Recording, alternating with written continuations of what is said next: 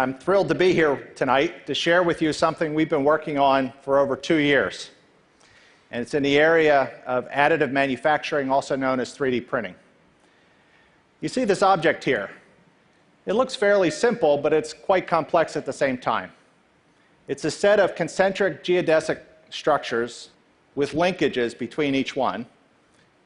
In its context, it is not manufacturable by traditional manufacturing techniques.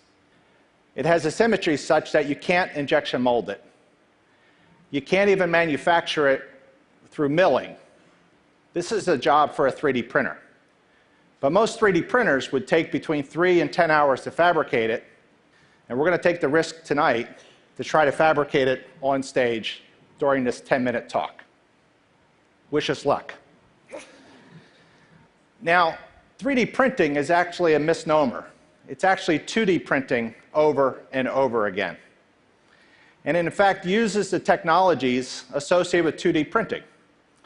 Think about inkjet printing, where you lay down ink on a page to make letters, and then do that over and over again to build up a three-dimensional object. In microelectronics, they use something called lithography to do the same sort of thing, to make the transistors and integrated circuits and build up a structure several times. These are all 2D printing technologies. Now, I'm a chemist, a material scientist too, and my co-inventors are also material scientists, one a chemist, one a physicist, and we began to be interested in 3D printing. And very often, as you know, new ideas are often simple connections between people with different experiences in different communities, and that's our story. Now, we were inspired by the Terminator 2 scene for T-1000. And we thought, why couldn't a 3D printer operate in this fashion, where you have an object arise out of a puddle in essentially real time, with essentially no waste, to make a great object, okay, just like the movies. And could we be inspired by Hollywood and come up ways to actually try to get this to work? And that was our challenge. And our approach would be, if we could do this, then we could fundamentally address the 3 issues holding back 3D printing from being a manufacturing process. One, 3D printing takes forever. There are mushrooms that grow faster than 3D printed parts. The layer-by-layer process leads to defects in mechanical properties, and we could grow continuously, we could eliminate those defects. And in fact, if we could go really fast, we could also start using materials that are self-curing, and we could have amazing properties. So if we could pull this off, imitate Hollywood, we could in fact address 3D manufacturing. Our approach is to use some standard knowledge in the polymer chemistry to harness light and oxygen to grow parts continuously. Light and oxygen work in different ways. Light can take a resin and convert it to a solid, can convert a liquid to a solid. Oxygen inhibits that process. So light and oxygen are polar opposites from one another from a chemical point of view. And if we can control spatially the light and oxygen, we could control this process. And we refer to this as CLIP. It has 3 functional components. One, it has a reservoir that holds the puddle, just like the T-1000. At the bottom of the reservoir is a special window. I'll come back to that. In addition, it has a stage that will lower into the puddle and pull the object out of the liquid. The third component is a digital light projection system underneath the reservoir, illuminating with light in the ultraviolet region. Now, the key is that this window in the bottom of this reservoir is a composite. It's a very special window. It's not only transparent to light, but it's permeable to oxygen. It's got characteristics like a contact lens. So we can see how the process works. You can start to see that as you lower a stage in there, in a traditional process, with an oxygen impermeable window, you make a 2-dimensional pattern, and you end up gluing that onto the window with a traditional window. And so in order to introduce the next layer, you have to separate it, introduce new resin, reposition it, and do this process over and over again. But with our very special window, what we're able to do is with oxygen coming through the bottom, as light hits it, that oxygen inhibits the reaction, and we form a dead zone. This dead zone is on the order of tens of microns thick. So that's 2 or 3 diameters of a red blood cell right at the window interface that remains a liquid. And we pull this object up, and as we talked about in the science paper, as we change the oxygen content, we can change the dead zone thickness. And so we have a number of key variables that we control: oxygen content, the light intensity, the dose to cure, the viscosity, the geometry, and we use very sophisticated software to control this process. The result is pretty staggering. It's 25 to 100 times faster than traditional 3D printers, right, which is game-changing. In addition, as our ability to deliver liquid to that interface, we can go 1,000 times faster, I believe. And that, in fact, opens up the opportunity for generating a lot of heat.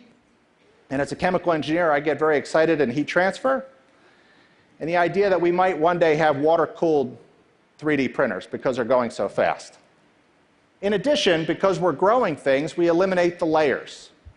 And the parts are monolithic. You don't see the surface structure. You have molecularly smooth surfaces. And the mechanical properties of most parts made in a 3D printer are notorious for having properties that depend on the orientation with which how you printed it because of the layer-like structure. But when you grow objects like this, the properties are invariant with the print direction. These look like injection molded parts, which is very different than traditional 3D manufacturing. In addition, we're able to throw the entire polymer chemistry textbook at this, and we're able to design chemistries that can give rise to the properties you really want in a 3D printed object. There it is. That's great. You always take the risk that something like this won't work on stage, right? But we can have materials with great mechanical properties. For the first time, we can have elastomers that are high elasticity or high dampening. Think about vibration control or great sneakers, for example. We can make materials that have incredible strength, right? High strength to weight ratio, really strong materials, really great elastomers. So throw that in the audience there. So great material properties. And so the opportunity now, if you actually make a part that has the properties to be a final part, and you do it in game-changing speeds, you can actually transform manufacturing. Right now in manufacturing, what happens is there's so-called digital thread. In digital manufacturing, we go from a CAD drawing, a design, to a prototype to manufacturing. Often the digital thread is broken right at prototyping, because you can't go all the way to manufacturing because most parts don't have the properties to be a final part. We now can connect the digital thread all the way from design to prototyping to manufacturing, right? And that opportunity really opens up all sorts of things, from better fuel-efficient cars, dealing with great lattice properties with high strength-to-weight ratio, new turbine blades, all sorts of wonderful things. Think about if you need a stent in an emergency situation, instead of the doctor pulling off a stent out of the shelf that was just standard sizes, having a stent that's designed for you, for your own anatomy, with your own tributaries, printed in an emergency situation in real time out of the properties such that the stent could go away after 18 months. Really game-changing. Or digital dentistry and making these kinds of structures even while you're in the dentist chair. And look at the structures that my students are making at the University of North Carolina. These are amazing microscale structures. You know, the world is really good at nanofabrication, right? Moore's law has driven things from 10 microns and below. We're really good at that. But it's actually very hard to make things from 10 microns to 1,000 microns, the mesoscale. And subtractive techniques from the silicon industry can't do that very well. You can't etch wafers that well. But this process is so gentle, we can grow these objects up from the bottom using additive manufacturing and make amazing things in tens of seconds, opening up new sensor technologies, new drug delivery techniques, new lab-on-a-chip applications. Really game-changing stuff. So the opportunity of making a part in real time that has the properties to be a final part really opens up 3D manufacturing. And for us, this is very exciting because this really is owning the intersection between hardware, software, and molecular science. And I can't wait to see what designers and engineers around the world are going to be able to do with this great tool. Thanks for listening.